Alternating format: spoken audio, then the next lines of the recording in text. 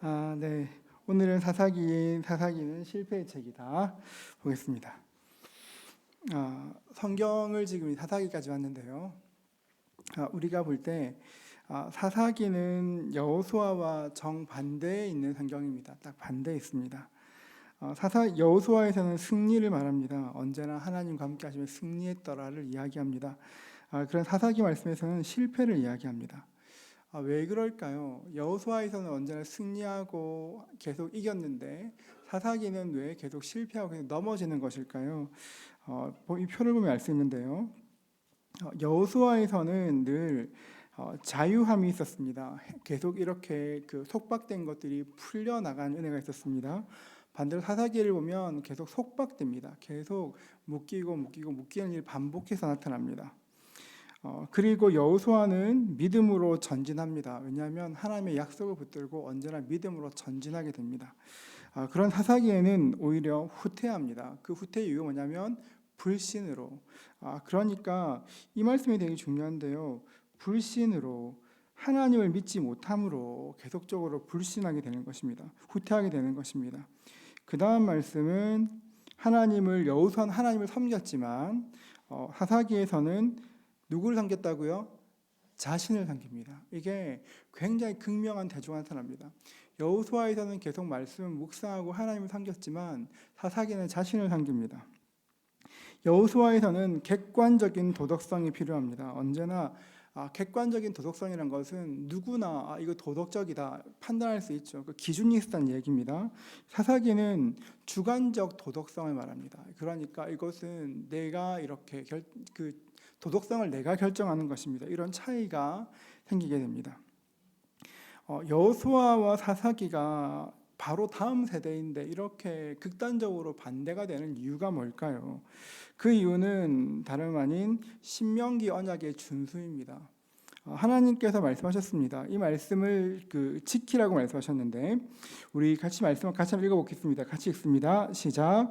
내가 오늘 내게 명령한 이 명령은 내게 어려운 것도 아니요 먼 것도 아니라 하늘에 있는 것이 아니니 내가 이르기를 누가 우리를 위하여 하늘에 올라가 그의 명령을 우리에게로 가지고 와서 우리에게 들려 행하게 하려 할 것이 아니요 이것이 바다 밖에 있는 것이 아니니 내가 이르기를 누가 우리를 위하여 바다를 건너가서 그의 명령을 우리에게로 가지고 와서 우리에게 들려 행하게 하려 할 것도 아니라 오직 그 말씀이 내게 매우 가까워서 내 입에 있으며 내 마음에 있은즉 내가 이를 행할 수 있느니라.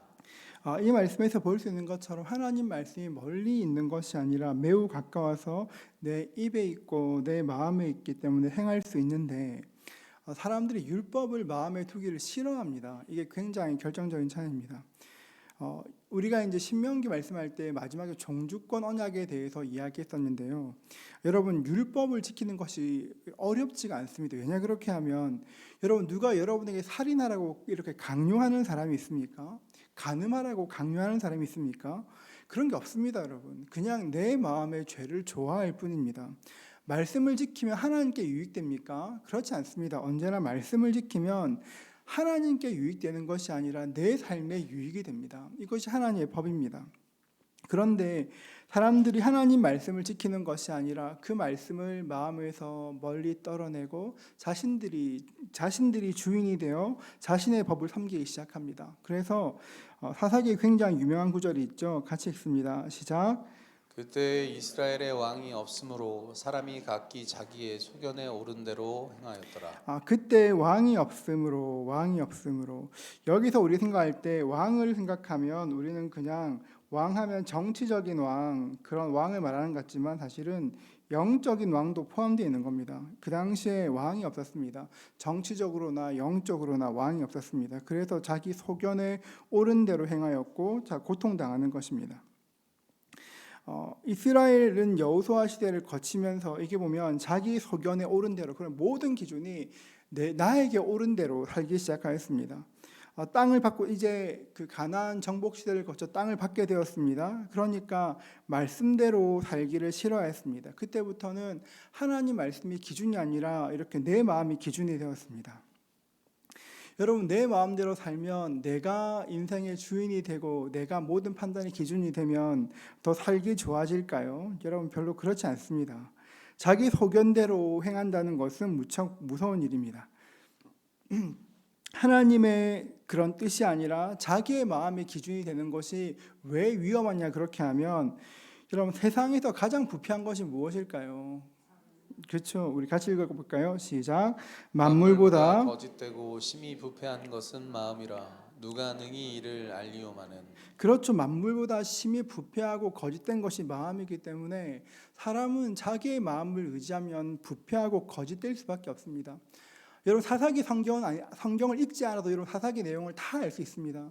지금 인터넷 신문을 보면, 뉴스를 보면 지금 나오는 강도, 살인, 간음, 전쟁, 무자비함 이런 것들이 다 그냥 그 사사기 안에 들어 있습니다. 마음의 법대로 우리가 하나님 말씀을 따르지 않고 내 마음의 법을 따라 내 마음대로 살면 언제나 우리 인생은 사사기가 되는 것입니다. 여러분, 그렇다면 다시 한번 더 돌아본다면 여러분, 이 시대의 죄가 뭘까요? 여러분, 이 시대의 사람들은 죄를 무엇이라 생각합니까? 죄가 뭘까요? 여러분, 아까 처음 말한 것처럼 여호수아 시대에는 객관적인 그런 도덕성이 있었는데 사사기 시대에는 주관적인 도덕성을 얘기했습니다. 그러면 지금 이 시대의 사사기 시대, 아니 우리 시대의 죄는 뭘까요? 여러분, 제가 당신을 사랑한 것이 죄일까요? 여러분, 오늘 지나치게 네, 여러분, 죄가 뭘까요? 여러분, 죄는 뭘까요, 여러분? 그냥 죄는 내가 싫어하는 게 죄입니다. 지금 이 시대의 죄는 어떤 절대적인 기준이 있는 것이 아니라 내가 싫어하는 것이 죄입니다. 성경에서 하지 마라 해도 그 말씀을 듣는 것이 아니라 내가 싫어하면 그 말씀 자체를 거절하고 거부합니다. 그러니 그 말씀이 통용되지 않는 것이죠. 여러분, 죄는 말씀이 아니라, 죄의 기준이 말씀이 아니라 내 마음이 되면 내가 싫어하는 것이 죄가 되고 악이 되는 것입니다. 지금 우리가 이렇게 포스트 모던한 사회를 살고 있는데요, 이런 지금 시대의 특징이 무엇입니까? 절대 진리가 없다는 것입니다. 지금 이 시대의 특징은 절대 진리가 없다는 것입니다. 이전에는 전도할 때 여러분, 하나님의 존재에 대해서 증명할 필요가 없었습니다. 누구나 이야기하면 하나님 계시지 하면 계시지, 천국 지옥 하면 있지라고 얘기했습니다. 요즘 전도하시면 사람들이 하나님에 대해 물으면 그런 신 어디 있냐고 묻습니다. 천국과 지옥을 이야기하면 그런 거 어딨냐고 얘기합니다. 그러니까 이미 절대적인 기준 자체가 허물어지고 없습니다, 여러분. 그러니까 각기 소견에 옳은 대로 나 천국 없다니까, 지옥 없다니까, 그러니까 이렇게 살아가는 것입니다. 그런데 그 말하는 절대 진리가 없다, 그것을 사사기의 말로 바꿔 말하면 각기 소견에 옳은 대로 말하는 것입니다. 그럼 바꿔 말하면 지금 우리가 살고 있는 시대는 사사기에 굉장히 가까운, 아니 사사기 시대를 살고 있는 것입니다. 지금 말하기를 만물보다 거짓되고 심히 부패한 것은 마음이라고 했습니다. 우리 마음이라는 것이 여러분 한결같지 않습니다. 여러분이 굉장히 미워하는 사람이 있습니다. 여러분이 너무너무 미워하는 사람이 있습니다. 그런데 그 사람이 오늘 아침에, 아니 내일 아침에 여러분 집에 찾아와서 내가 그동안 미안했다고, 그냥 나의 작은 정성이라고 이렇게 1,000,000원 주고 갔습니다. 그 사람 좋은 사람일까요?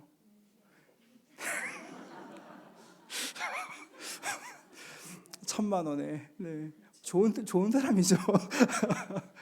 여러분, 우리의 의라는 것이 이렇습니다. 진짜 미워하는데 내 손에 1,000,000원 딱 쥐어주면 갑자기 사랑스러워 보입니다. 이게 안타깝죠, 여러분. 그래서 우리 마음을 기준으로 삼으면 언제나 넘어지고 또 넘어진다는 것입니다. 이 사실을 아셔야 됩니다. 그래서 사사기 시대에 살 때 기준이 없어 넘어지는 것인데, 거꾸로 이야기하면 이 사사기 시대에 승리하기 위해서 우리한테 무엇이 필요합니까?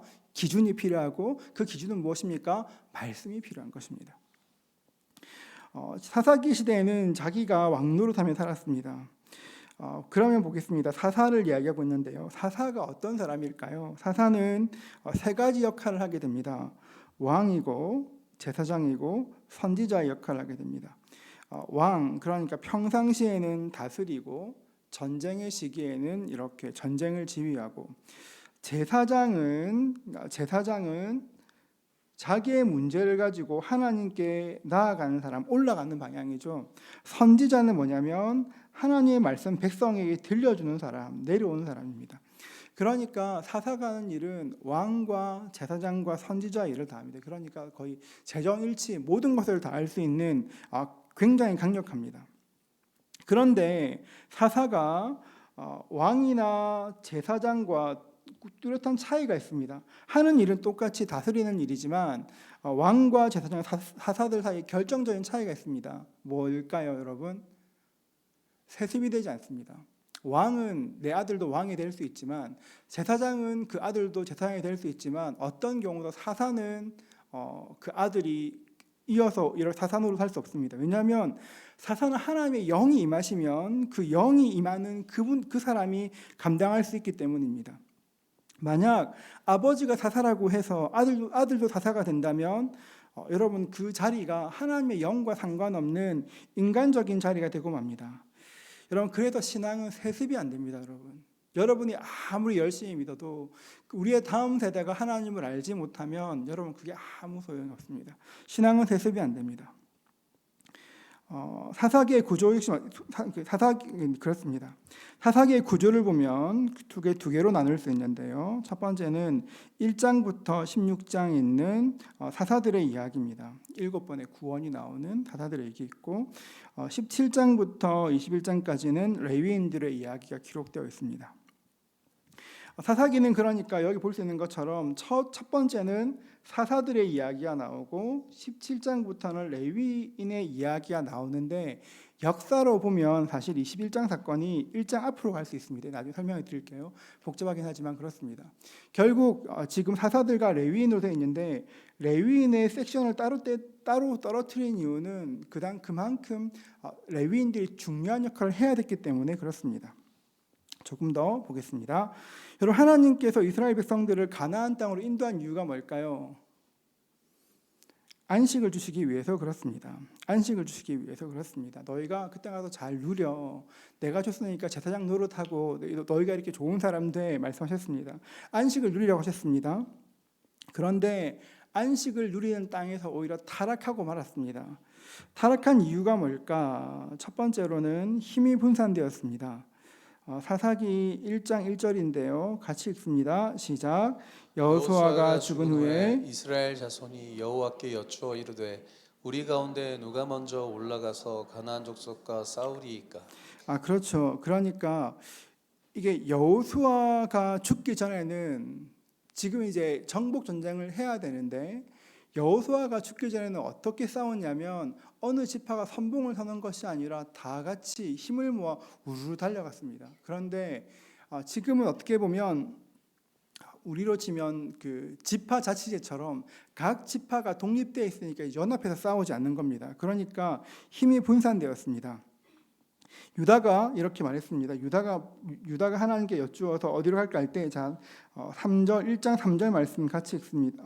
네, 아니고 맞네요. 죄송합니다. 자, 같이 읽습니다. 시작.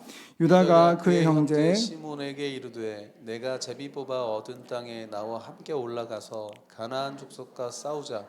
그리하면 나도 내가 제비 뽑아 얻은 땅에 함께 가리라 하니 이에 시몬이 그와 함께 가니라. 그러니까 지금 지파를 점령할 때 두 지파만 간 겁니다. 두 지파만 간 겁니다. 되게 그렇지 않습니까?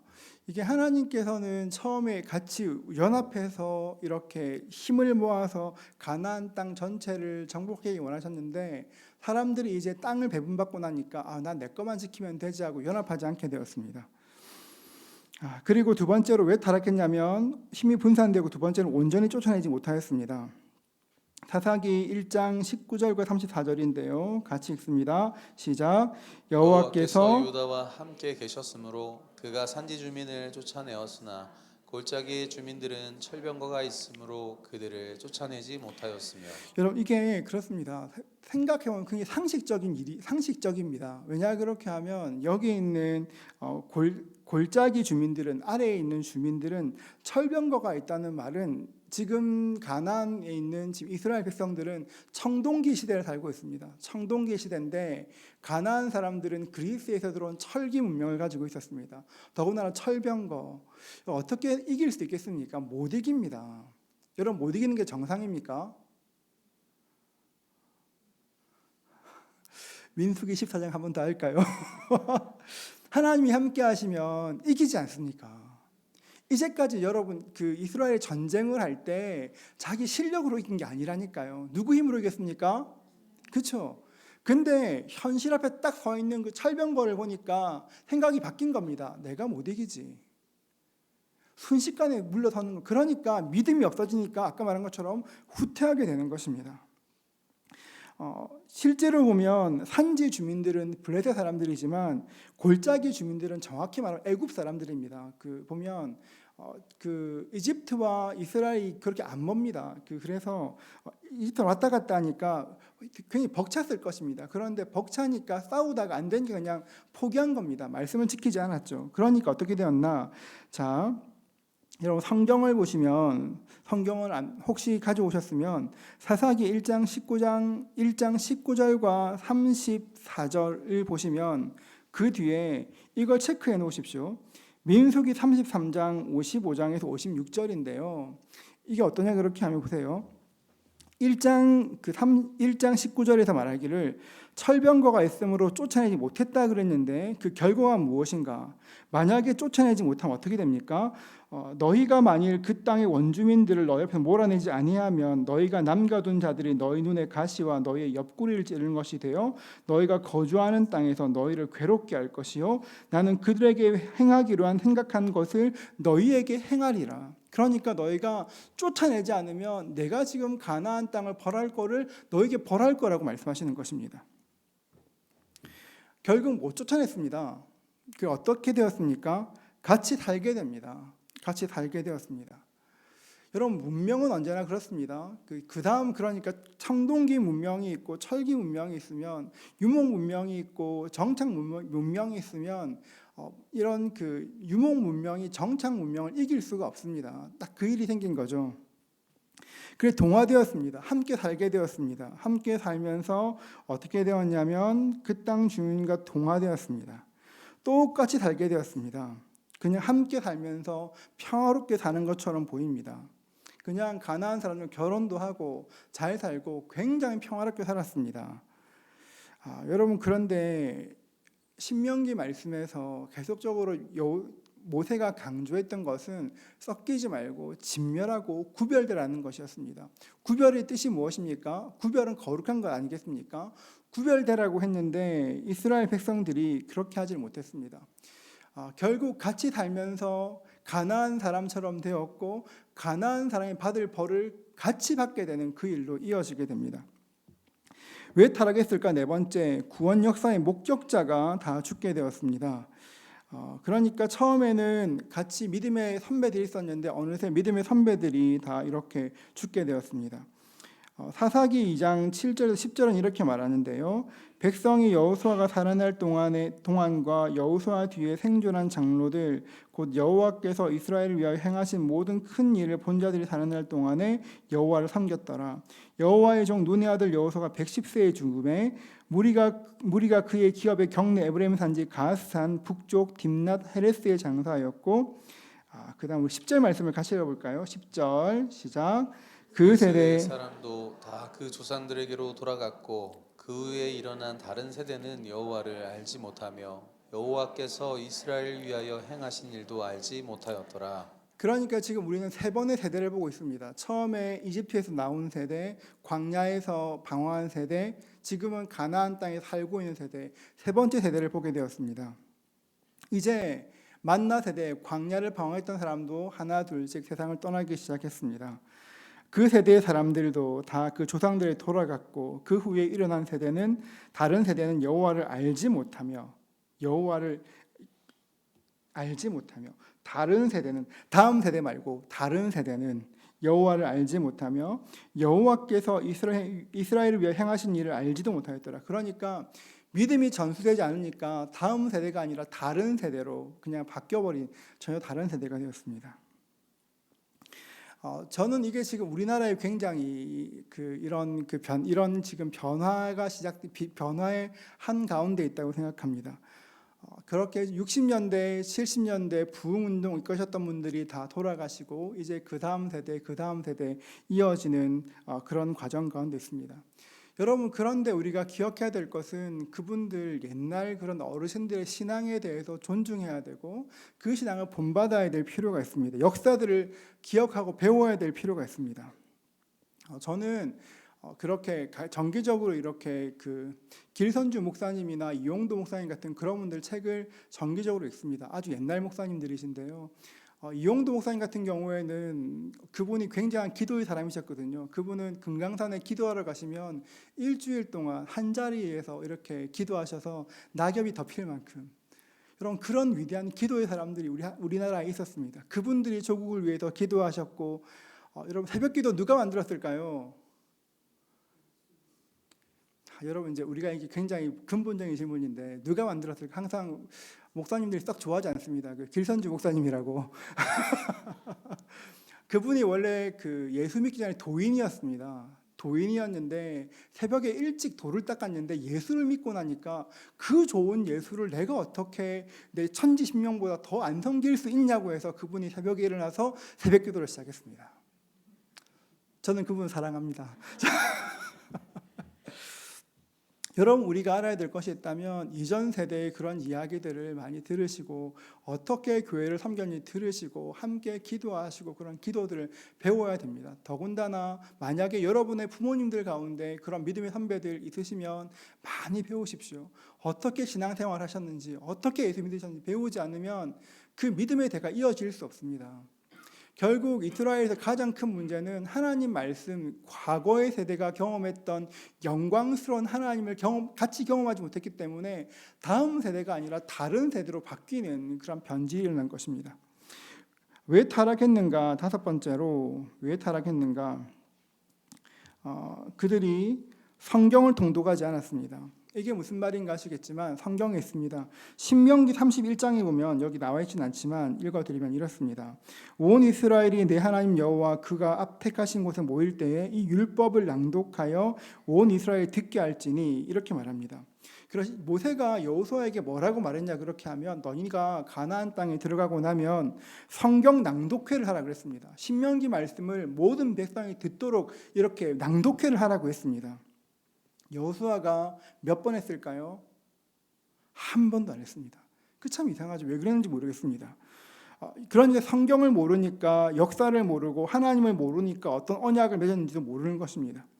350년 동안 사사시대가 불행한 이유가 있다면 여러 원인이 있지만 결정적으로 성경을 가르치지 않았기 때문에 그렇습니다. 성경을 읽으면 하나님을 알고 하나님의 능력을 알고 하나님의 뜻을 알 것인데 성경을 읽지 않으니까 하나님 모르는 것입니다. 그냥 하나님을 여러분 사람들이 어떻게 하냐, 그렇게 하면 성경에 있는 하나님이 아니라 내가 대충 짐작한 하나님을 믿습니다. 성경에 있는 그 하나님이 아니라 내가 생각하는 하나님. 여러분 외국 가면 그렇잖아요. 흑인들의 하나님과 백인들의 하나님이 틀립니다. 여러분 되게 웃기죠. 진짜 그렇습니다. 우리가 성경을 모르면 하나님을 알 수 없습니다. 여러분, 그래서 우리 교회가 늘 한 구절 묵상하지 않습니까? 한 구절 묵상. 왜 웃으시죠? 한 구절 묵상. 여러분, 한 구절 묵상 오늘 시작하셨죠, 여러분? 네.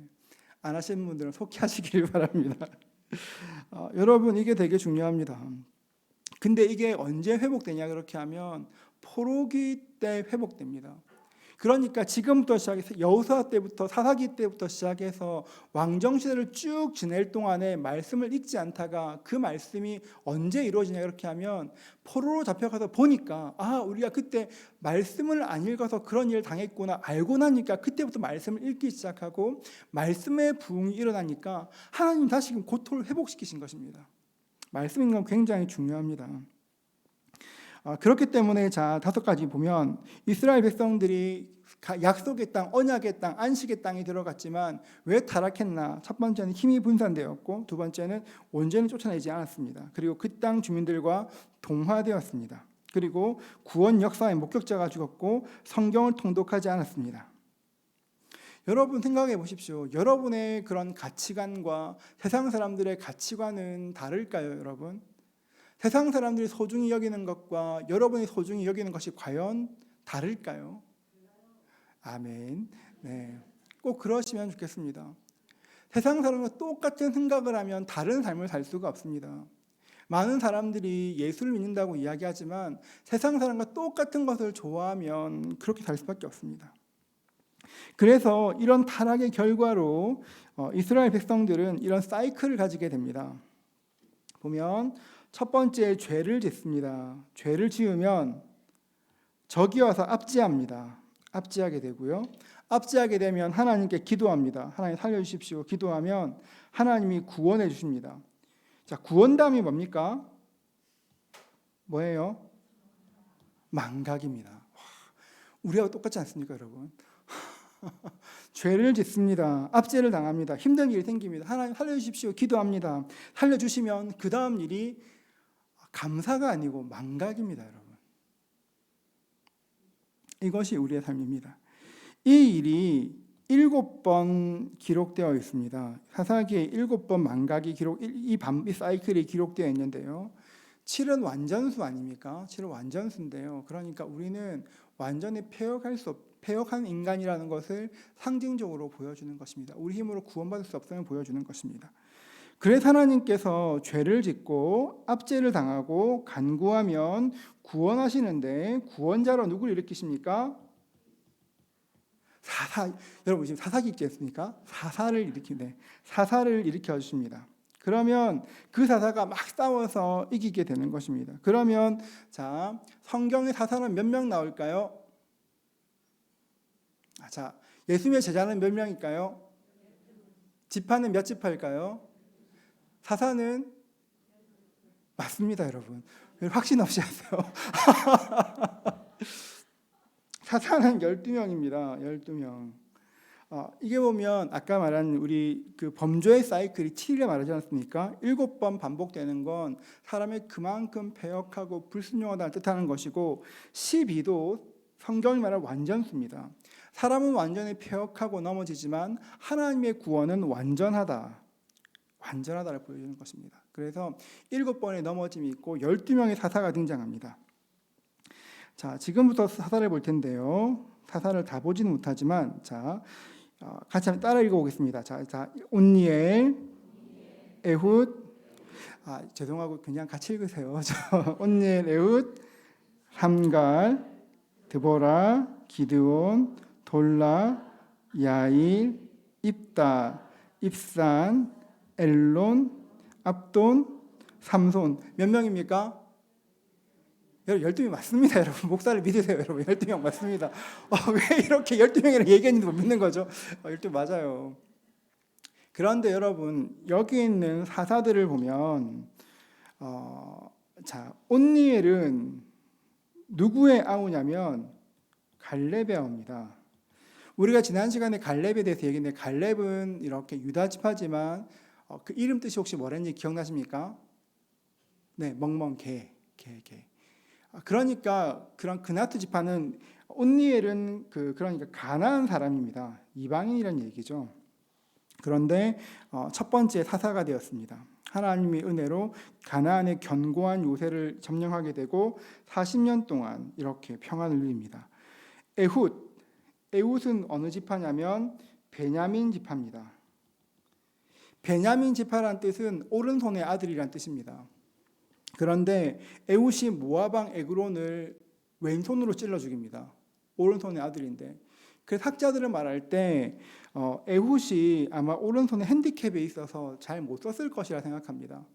그러니까 장애인이란 이야기죠. 그렇습니다.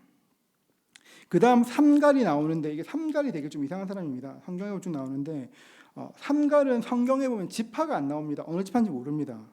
싸운 상대는 블레셋과 싸웠습니다. 그리고 얼마 동안 평안한지도 안 나와 있는데 어떤 일을 했냐 그러면 소모는 막대기로 600명을 이렇게 죽인 겁니다. 여러분 거의 이거는 여러분 이 웬만한 이 무협지도 안 되는 막대기 600명을 죽인 거예요, 여러분. 그런데 이게 왜 그러냐면 사람들이 볼 때 삼갈을 이방인이라 생각합니다. 이방인이라고 생각해요. 그 당시에 이렇게 삼갈이 그랬다 생각하는데 이게 되게 재밌는 것이 이방인이 족장이 된 사람이 누구였습니까? 갈렙. 그렇죠. 이방인이 예수님의 계보에 들어온 첫 번째 이방인이 누구였습니까? 여자였죠. 룻보다 앞에 누가 있지 않습니까? 라합이 있죠. 라합이 있고 그리고 이방인 사사 누구라고요? 삼갈. 이방인인 거예요. 우리로 치면 필리핀 사람이 지금 우리나라의 구원자가 된 겁니다. 이 느낌이에요. 자, 그 다음에 드보라는 여자죠. 지파는 에브라임 지파였지만 여자입니다. 여자 지파예요. 여자 사사였습니다. 기드온은 여러분 용사라고 얘기하지만 기드온이 처음 이렇게 부름받은 걸 볼 수 있는 것처럼 기드온은 겁장이었습니다. 겁장이었죠. 여기서 보면 돌라, 야일, 입다까지 돌라, 야일, 입다, 입산, 엘론, 압돈까지 이 사람들은 별로 거의 존재감이 없습니다. 물론 입다가 자기 딸을 하나님께 이기게 하시면 제 딸을 드리겠습니다 해서 진짜 드렸을까요? 성경에는 여러분 어떤 경우도 인신 제사를 허락하지 않습니다. 그런데 히브리서 11장에 보면 무슨 소리예요? 입다가 믿음의 그런 선배로 들어가 있단 말이에요. 학자들은 입다가 실제로 딸을 이렇게 죽였던 것이 아니라 하나님을 위해 성막에 수종 드는 자로 이렇게 바쳤을 것이라 생각합니다. 그래서 있는데 그리고 마지막에 누가 있습니까? 삼손이 있죠. 여러분 삼손 이게 되게 사람들이 오해하는데 여러분 생각해 보세요. 블레셋 사람들이 자꾸 삼손의 힘의 근원을 알고 싶어 했어요. 그렇죠? 어떻게 힘이 있는가? 여러분 삼손이 어떻게 생겼을까요? 저 큰일이에요. 잘 생겼을 것 같아요, 여러분. 삼손의 모습을 우리 보통 그림책 보면 어떤 모습 나와요? 그렇죠? 완전 근육질이 저는 안 되지만 이렇게 식스팩 이런 거 있지 않습니까? 사람들이 생각하는 삼손의 모티브가 헤라클레스예요. 근데 절대 그럴 리 없다. 왜냐 그렇게 생각해 보세요. 만약에 몸이 저처럼 이런 사람이 힘이 세요. 사람들이 이상하게 생각할까요? 목사님 힘센 게 이상한 것 같죠? 생각보다 힘 셉니다, 여러분. 오해하시는데. 여러분, 그러니까 만약에 저처럼 몸이 큰 사람이 힘이 세다. 그렇게 하면 사람들이 그 비밀을 알고 싶을까요? 그렇죠? 삼손은 어떤 모습이었을까요? 엄청 왜소했을 거예요. 그러니까 삼손에게 힘은 은사예요, 여러분. 하나님께서 굉장히 거의 멸치 같은 그런 삼손에게 힘을 주셔서 그런 힘을 주시니까 너무 궁금한 거예요. 저 힘의 비결이 뭘까? 힘이 은사라는 걸 보여주는 겁니다. 삼손은 힘이 셌는데 바람둥이에다가 술도 많이 마시고 완전 사회에서 볼 때는 그렇게 썩 좋아할 만한 사람 아니었습니다. 여러분, 사사기는 어떤 구조냐 그렇게 하면 나라에 어려움이 처했습니다. 어려움이 처하면 이 다음 말씀 보겠습니다. 어떻게 사사가 됐냐 그렇게 하면 3장 10절 말씀을 같이 읽겠습니다. 시작. 여호와의 영이 그에게 임하셨으므로 이스라엘의 사사가 되어 나가서 싸울 때에 거기까지. 그 다음 말씀 같이 읽습니다. 빨간 것만 시작. 여호와의 영이 입다에게 그렇죠. 그 다음 말씀 시작. 여호와의 영이 그러니까 뭐냐 그렇게 하면 이 사람들은 그냥 볼 때는 여러분 지금 말한 여기 있는 이 지금 말한 이 사람들은 여기 있는 이 사람들은 인간적으로 볼 때는 단 하나도 리더가 될 만한 사람이 아니에요, 여러분.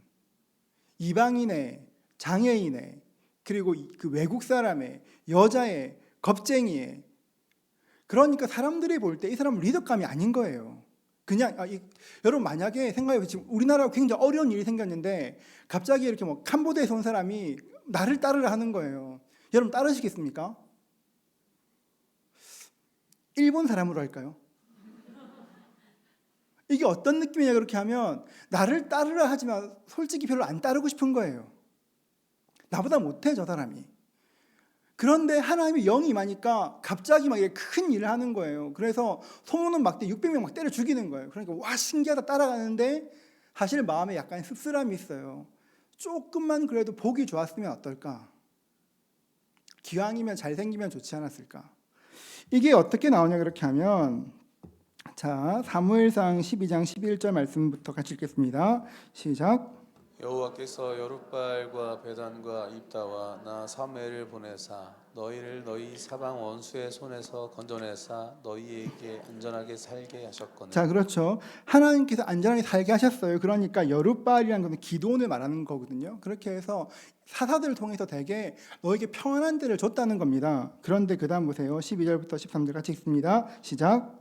너희가 암몬 자손의 왕 나하스가 너희를 치러옴을 보고 너희의 하나님 여호와께서는 너희의 왕이 되심에도 불구하고 너희가 내게 이르기를 아니라 우리를 다스릴 왕이 있어야 하겠다 하였도다.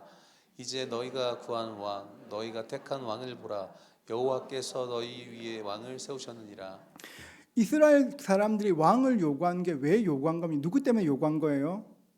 전쟁하러 가보니까 암몬 그러니까 지금 아까 말한 그 사사시대 때 보니까 지금 우리 사사는 막 이렇게 핸디캡도 있고 막 이렇게 한데 옆에 왕들은 암몬 왕 나하스는 보니까 군대가 옷도 일단 멋져요. 옷도 멋지고 내가 오른쪽 가라면 쫙 가고 왼쪽 가라면 쫙 가고 훈련이 돼 있는 거예요. 상비군이니까.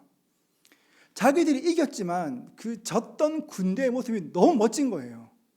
하나님께 구하는 거예요. 하나님 우리한테 저는 필리핀 사람 말고 하나님 저는 여자 말고 여러분 아시죠? 이 성차별 아니에요 여러분. 그 당시 표현하면 그런 여자 말고 그런 거 말고 좀 나한테 번듯한 거 저는 플레이보이 같은 저런 거 말고 좀 번듯한 왕을 주세요. 번듯한 리더를 주세요. 그래서 나에게 번듯한 왕을 주세요가 지금 이 사람들의 주문입니다. 하나님 구원도 괜찮은데 기왕이면 근사한 사람으로 주세요. 보면 여러분 그래서 그 사람들이 그때부터 왕을 구하기 시작했습니다. 우리는 노예 리더도 싫고 보면 아까 돌라 같은 경우는 노예 이름이거든요. 우리나라 이름 보면 뭐 개똥이 이렇게 하면 일단 뭐 이런 천민 같은 이름이잖아요. 돌라가 그 딱 전형적인 그런 노예 이름이거든요. 그러니까 생각할 때 이거는 좀 아니지 구원받으면서 찝찝한 거예요. 그래서 보면 왕을 구합니다. 여러분 사사가 근데 굉장히 근사한 제도인 것 중에 하나가 여러분 사사는 사실 군대가 필요 없고 혼자서 다 이기는 겁니다. 여러분 어떻게 보면 그 마블에 나오는 그런 슈퍼히어로처럼 혼자서 적 다 이겨놓고 그 다음은 자기들 따라오면서 거두는 거거든요. 더군다나 사사들은 여러분 세금도 사사시대에는 세금이 없었어요. 정부가 없었으니까. 여러분 세금 없으면 좋겠죠. 그러니까요. 세금이 없었거든요. 군대를 유지할 게 없었으니까. 그런데 그거 다 싫고 세금 내도 괜찮고 그 다음 보면 쭉 나오는 것이 우리 아이들을 군사로 데려가고 우리 아이들의 딸들을 왕궁들에 괜찮으니 근산왕을 달라고 이야기합니다. 여러분 이게 어디에 있었던 일이? 여러분 이게 보면 지금 사사기에 나오지만 이 일의 시작은 어디에 있었습니까? 에덴 동산에 있었습니다. 창세기 3장 6절을 보면 여자가 그 나무를 본즉 먹음직도 하고 보암직도 하고 지혜롭게 알 만큼 탐스럽기도 한 나무인지라 여자가 그 열매를 따먹고 자기와 함께 남편에게 주매 그도 먹은지라. 여러분 사람들의 가장 큰 유혹은 여러분 보암직한 것에 넘어가는 것입니다. 하나님께서 어떤 일을 행하셔도 그 참 감사하지만 하나님 기왕이면 좀 본드 있게 해주세요 하나님 이렇게 하는 것입니다. 여러분 거룩하게 살기를 원하십니까? 그러면 지금 내 눈에 보이는 그럴싸한 것이 아니라 무엇을 따라가야 됩니까? 하나님 말씀을 따라가야 승리할 수 있습니다. 지금 내 눈에 보이는 근사해 보이는 게 있으면 저게 있으면 나에게 괜찮을 것 같지만 저 근사해 보이는 것이 아니라 우리에게는 하나님의 말씀이 있어야 승리할 수 있어요. 여러분 그 말씀들을 꼭 기억할 수 있기를 축복합니다. 여러분 탐스러운 것을 보면 넘어갈 수밖에 없지만 하나님 보면 승리가 가능해지는 것입니다. 이제 정리하는데요 여러분 사사기가 이렇습니다. 하나님께서 계속 정복 전쟁을 추시면서 승리를 약속하셨는데 승리하지 못합니다. 사사기 1장 2절에 보면 자 같이 읽습니다. 시작. 여호수아가 죽은 후에 이스라엘 자손이 여호와께 여쭈어 이르되 우리 가운데 누가 먼저 올라가서 가나안 족속과 싸우리이까 여호와께서 이르시되 유다가 올라갈지니라. 자 보세요. 우리 가운데 누가 올라간다 그래요? 유다가. 오케이, 좋아요. 빨간 것이 있습니다. 자, 우리 중에 누가 먼저 올라가서 싸우리까? 그 다음 누가 올라갑니까? 유다가. 여러분, 그런데 이게 1장과 20장이거든요. 처음과 끝이에요. 똑같은 말로 유다가 올라가요. 근데 어떤 차이가 있는지 아세요? 자, 보세요. 다시. 우리 가운데 누가 먼저 올라가서 1장이에요. 1장 2절. 누가 싸웁니까? 가나안 족속 싸우죠. 그때 누가 먼저 올라갑니까? 유다가 올라가요. 마지막 장입니다. 이스라엘에서 일어나 올라가서 우리 중에 누가 먼저 올라 싸울까요? 누구와 싸웁니까? 누가 먼저 올라가요? 유다가. 여러분, 이게 하나님의 백성들이 하나님 말씀에 불순종하게 되면 결국 자중질환으로 망할 수밖에 없습니다. 하나님의 교회가, 이 견고한 교회가 어떻게 망하냐 그렇게 하면 하나님께서 주인 되시지 않고 자기들 뜻대로 살기 시작하면 처음에는 분명히 적들과 싸우기 시작했는데 나중에 마지막은 보면 우리끼리 싸우고 있습니다.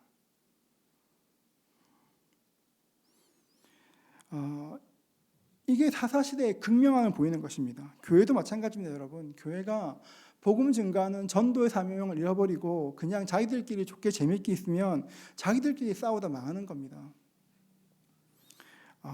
우리 개인의 삶도 마찬가지입니다. 내가 내 인생의 주인이 되면 처음에는 뭔가 진취적인 일을 하지만 결국 마지막에는 내가 나를 파괴하는 것밖에 할 수 없습니다. 우리 인생이 힘이 있고 우리 인생이 능력 있는 비결이 뭐냐면 하나님이 주인 되셔야 우리의 삶이 안전해집니다. 여러분, 사사기를 다시 나중에 읽어보시면 여러분, 사사기에는 처음부터까지 누가 주인인지 싸우는 겁니다. 누가 주인인가? 누가 주인인가? 하나님께서 지금 이 상황 가운데 주인이신가? 내가 주인인가? 하나님께서 세우신 사람, 저 사람 별론데, 싫어. 나는 좀 눈에 보이는 번듯한 것. 그러다 망하는 겁니다, 여러분. 기억하시면 좋겠어요. 우리 인생의 주인은 누구십니까? 네, 하나님이시죠. 믿고 의지하십시오. 날마다 여러분, 내 인생의 주인인 내가 되려 할 때마다 계속 고백하셔야 돼요. 주님께서 내 인생의 주인이십니다. 하나님께서 내 인생의 주인 되십니다. 고백할 때 우리 인생이 힘이 있어지는 겁니다. 우리 인생이 힘 있는 인생 될 수 있기를 축복합니다. 그 말씀 붙들기를 축복합니다.